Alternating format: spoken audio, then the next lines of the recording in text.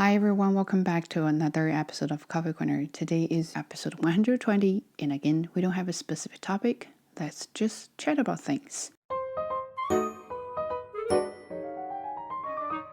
I had a successful conversation with my student on Tuesday. I was so nervous about having this talk because I know what kind of person he is. He's very difficult and he's not aware of that as well. So sometimes when you talk to him about things that he did in the class, he's genuinely shocked. It shows me that when you plan to have a talk with people like that, you are less likely to make progress, to be quite honest. That was my thought. So when I first was told to have communication, I was hesitant. I told my lead that I don't think one or two talks would change anything. But I had to do this because that was part of the process. So anyway, he missed the Monday class and it came on Tuesday. And I just asked him casually, are you going to stay today for the whole class? And then he said, oh, I'm not really sure. I said, good. Then I need to have a talk with you. So I was trying to be very friendly instead of giving him a wrong signal that I was going to have a serious talk with him. So he said yes. So we came out of the classroom. I started the whole conversation by asking, how have you been? I want to show my care so he can put down his guard. So I said, how have you been? Are you okay? Is everything okay? You've been missed a lot of class time. He actually I could tell he felt relieved, and he was showing me the emotion at the moment too. So he said, teacher, my house has this problem, my health condition. Actually, to be quite honest, I don't even know if I'm going to be able to stay in this school. I might have to transfer to a different school. The first thing first, I felt very relieved. I appreciate his honesty, to be quite honest. And also, I was quite happy that he had that plan, and that made the rest of the conversation so much easier. And he explained the whole process about why he might have to switch to a different school. And he was waiting for his lawyer and this and that. So I said, good. So while you were waiting for your lawyer, and I want to lay this out for you so you are clear about the future plans. So I told him why he should switch to a different program, how I did the research, and how I found out he would benefit more from a different program rather than staying in my class, because he really wanted to stay in my class. The whole conversation was actually a lot smoother than I expected. I was preparing for a fight. And I even thought if that didn't go well, I might have to take this whole case to my lead and report to my boss or whatever it would work for me. Okay. But it didn't happen, and I was so happy. And one little thing has changed my whole mindset and a whole mental being for that day. And I had a wonderful class, and I finished class with a funny joke. Everything went so well that day, just because of that small little thing. So one thing I learned from that conversation is when it comes to dealing with difficult people, you have to know your audience. I know there are a lot of videos and podcasts or even books teaching you how to deal with difficult people. I think one thing they failed to mention is knowing your audience. It doesn't matter what kind of people you are dealing with, you have to know your audience. It's like you're asking advice about the relationship you have with your boyfriend or girlfriend or your wife or husband or even your coworker, but you never actually tell them what kind of personality they have, how they do things, how they deal with, and they give you general strategies. So you go apply to different situations with those people, and then you said they don't work. Of course they don't work because people are different. So for me, I took an extra step to get to know people. For this student, he definitely craves a lot of attention and care, and he definitely wants people to notice that he's in a poor condition. And to be more specific or more exaggerating, he wants to be the victim. He wants you to know that there's a reason he can't succeed in this class, or he can't advance his English level. So I took that step to understand him, and also I took an extra effort to talk about how I care about him. That made him soft, and he started to talk to me with more of friendly tone and more soft emotion and feelings towards me. He was acting totally different from the day he acted a little bit aggressively. By knowing him, the whole conversation went from, I'm going to kick you out of my class, to, I understand your situation. I'm looking for a better solution for you. That's different perspectives. It might be the same thing. That the same thing is we want to help this student transfer to a different program so we don't have him in this class being Mr. Know-it-all. But how you frame your words and your tone and your thoughts is critically important.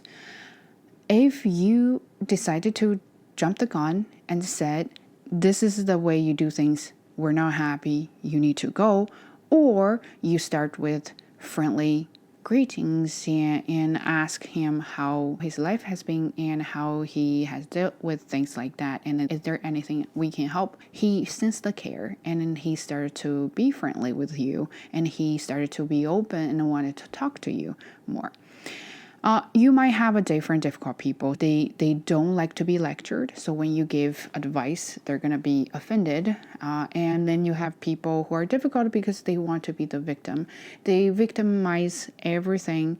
And if you don't show your sympathy, they think you're a mean and a selfish person. Then you have people who are difficult. They just very self-centered. Everything has to about him or about her. And then when you talk about things, you make sure everything is about him or her, but also offer your perspective of solutions to their problems. You just have to know the audience. All in all, when you get into a hot argument or debate, the first thing is to take a step back and do not engage. Do not start to prove you are correct. Do not start proof they are wrong because they will feel offended. It doesn't matter which step you take, they're going to feel offended as soon as you open your mouth and start to articulate your opinions.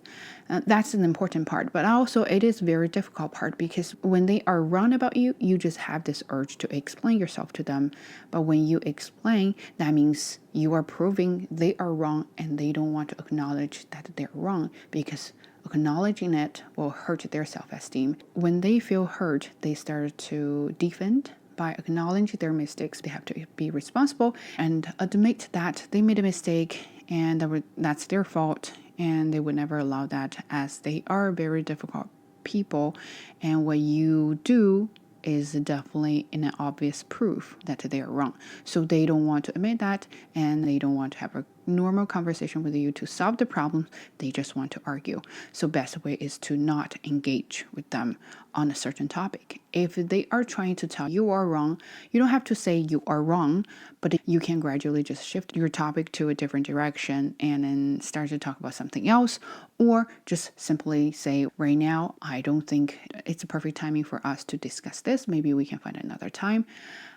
It sounds a little bit avoiding the situation, but at that moment, there's no point. You can argue, you can make yourself clear, and they will listen to you. When you set boundaries, that's the very least thing they want. So I think disengage is very important in some of the difficult situations or conversation. That's the first thing I learned from that student. Second thing is let go. Letting go is not giving up. That is one thing I've learned in the past and now. Sometimes I feel like if I make a mistake and I let go of it, means I'm giving up on learning something. That is totally two different concepts. So learning from your mistakes is important. You have to learn, but sometimes we learn from our mistakes, but we'll still keep remembering the mistake we make and the moment and the situation, the people, the conversation you had at that moment. You just can't let go of it. So I've been having very difficult weeks since last month because of students' problems and outside of classroom problems and volunteer problems and here, there. I start to make a lot of mistakes on tedious things, and I don't like to be reminded because that will show that I'm incapable. But I got 3 emails to remind me that I did something wrong and I need to fix it. So first of all, it wasn't just a normal email with a very polite tone, but when I was reading it, I felt a little bit offended. And then my first reaction is, I worked so hard. I've been dealing with difficult situations. How dare you remind me that I made mistakes, which are actually really small mistakes. So I did have the moment, and I start to realize that nobody has a responsibility to understand your own situation if you make mistakes there and you fix them. But mostly you're not thinking about the mistakes you make. You're thinking about the action you took and the feeling of making a mistake that moment. You are really not thinking about the mistakes. So you start to think about how stupid I am, and it shows me incapable, or there's a lack of leadership or lack of care, and they're going to notice that. They're going to do something and say something bad about me. Those kind of things. Nothing has anything to do with the mistake itself. Then you're not learning from the mistakes. You're learning from nothing. Let go is you let go the feeling of making that mistake. You feel ashamed, you feel humiliated, you feel weak, you feel incapable. You feel that moment, you need to let go of them, and you start to work on the mistakes. One thing I learned just recently, I was supposed to do a really good job on the tracking log to track down students' assessments. I guess because I was so busy dealing with a lot of situations in my class, so I didn't get a chance to finalize and polish the whole tracking log on Google Sheet. And then my supervisor emailed me saying there's some information missing, there's some spelling mistakes or something like that, so I need to fix it. And then she asked when I could get it done. I said by the end of the day. The more I thought about it, the more I felt irritated. I never made such stupid mistakes before, but then I did it. And does that show I stopped caring, or it shows something about me? It was so painful for me to open the file and start to work on it. And I realized it's not the task that is difficult. It's facing my mistake is very difficult. Facing my mistake means I did something wrong and people know it. So anyway, I was trying to work really hard without thinking about the feelings. So all I did was to make a checklist and what is the first step and second step, and then just checking off the item on the list one by one. Took me about 20 to 30 minutes to finish everything, but I managed that. During that moment, I never thought about anything about how I felt at the moment. I just kept working on it. All I could think about was get it done, go home, get it done, go home. So after that, looking at my accomplished project, I feel actually a lot better. And then that negative feelings, emotions were not there at all. And I realized we always focus on the wrong thing. No wonder we don't really learn. Anyway, so that's what I want to talk about, that mistake thing. So if you ever make mistakes in your life, especially if you're language learners, it is not a big deal. Nobody would remember that moment except for you. So you are going to be the one who keep reminding yourself how stupid you are at the moment making that mistake. But for outsiders, for other people, all they can remember is, did I engage with you properly? Did I say something stupid? So everybody only cares about themselves. You are not the focus. You're not the center of attention. So don't worry about it if you make mistakes. And something you did, you wish you could have done differently. Those regrets, it happens all the time. You can't just focus on the regrets. You have to focus on how you are going to improve the situation or how you are going to do differently in the future. You can't change the past. You can't time travel and say, I'm going to do something differently so I can have a different result. That thinking is useless. Then you have to learn how to let go of it. My way to get rid of that is to exercise a lot, which will, of course, help me keep fit. But I think by exercising, I am only focusing on exercise itself because it's so difficult. I'm trying to manage and accomplish. Then I don't have extra space for negative feelings, for negative emotions and thoughts. And I forget about it because I work so hard. I sweat so hard that I can only think about one thing. And that's my way to deal with the stress at work or the mistakes I make at work. Not the mistakes themselves, but more of the moment I was making it. And plus, think about that. You're so young. Only if you make a major mistakes that is totally reversible, then that's another story. But we're talking about day-to-day mistakes that you make and everybody makes that you can change, improve, make it better. But you have to take action. Another thing, I want to get back to communication. I've been having this feeling a lot. I've had a couple of difficult people at work learners or other people, I find the people's first reaction is always, oh, you're going to have a talk with that person. And then my first reaction is always, I don't think talk will help if that's the problem of the personality, right? If the personality is about being selfish, mean to other people, do you think a couple talks would help solve the problem of being mean and selfish? I don't think so. They're going to keep doing the same thing. And plus, if you talk to them, they might take a revenge on you. So you never know. And then I don't want to be involved in that, which is totally okay. In the past, I feel like you have to do something. You have to solve the problem. Now I feel more of freedom about not knowing things or about not knowing how to do things, how to deal with things. Just simply acknowledge, I don't know, will solve a lot of problems. Because saying I don't know is actually not easy. Saying I don't know is a reminder that you don't have enough knowledge, you're doing something wrong, you can't solve the problem, and those kind of things, whether you are willing to accept it or not, it's there. But if you're willing to accept it and let go of the shame, you're doing a great job. You are going to improve. But if you're holding on to that shame feeling, and then you're not moving forward.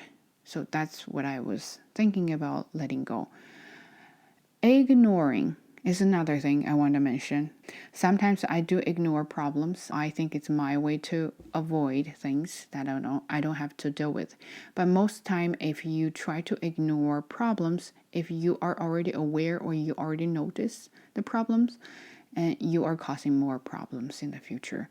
For example, very simple example, I still remember when I was little, to make my life convenient or to save some effort and energy, I put a glass of water on the edge of the table because I didn't want to walk a couple more steps forward. And the next thing I did was knocking it over, smacking the glass, and breaking it. And then I start to have regrets. And, oh, why didn't I put it further away? Why didn't I put this on the shelf? Why didn't I? Those are the things that at the first place, you already realize the inconvenience and the potential problem, and you decide to ignore it just because maybe I'm the exception. Maybe that's not going to happen to me. Maybe I'll be the lucky one. We are not the lucky one. I'm sad to say that, but we're not the lucky one. We're not exception. If something's going to happen to 80% of people, you are one of the 80% of people. I'm one of 80% of people. That's almost inevitable. So every time you have a thought that you think you are going to ignore that problem, don't ignore that problem. Instead, address that problem. Think about the potential results, consequence, repercussions, and those kind of things, and think about potential solutions to the problem that might happen. It will really help your life, help yourself a lot. Trust me. But again, if you're not looking for an advice from me, and this is totally unsolicited, and people hate it, I hate it, I'm not asking you, so don't give me advice kind of thing. But anyway, I just wanted to share with you how I've learned, how I've been feeling about the progress I made so far in my life, about communication, about dealing with the difficult people, about fixing problems, those kind of things. Simply said, acknowledge that, analyze, evaluate, and decide how you are going to react or respond. Don't jump the gun. Think first and take action. That's my advice. Anyway, so that's pretty much everything about today's video.